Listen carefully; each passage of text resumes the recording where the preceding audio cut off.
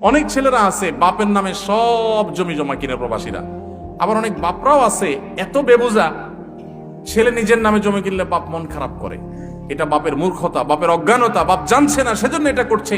তার সম্পদ তার নামে থাকবে, এটাই সঠিক।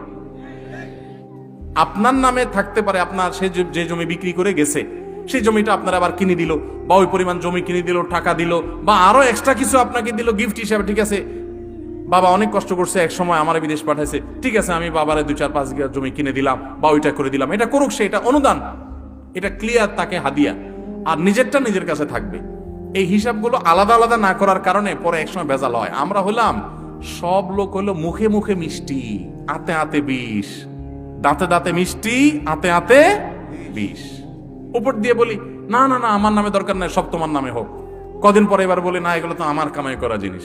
তা আগের ভেজালে ভালো ছিল, ক্লিয়ার কাট করা দরকার ছিল। প্রবাসী অনেকে ভুলটা করেন, এই ভুলটা করবেন না। ইসলাম আপনারা বলেন না উজাড় করে সব ঢেলা দিয়ে এক জায়গায়, এরপরে ধরা খায়া বলেন যে আমার তো হায় হোসেন, হায় হোসেন, আমার তো হায় কোপাল, হায় কোপাল। যা কামাই করেন সব ঢাইলা দিছেন একদম, বইয়ের কাছে, বাপের কাছে, ভাইয়ের কাছে, মায়ের কাছে, সব দিয়ে দিছেন, নিজের হাতে কিছু রাখলেন না। এরপর দেখা গেল বউ যদি অমানুষ হয়, চম্পট। আছে না নাই?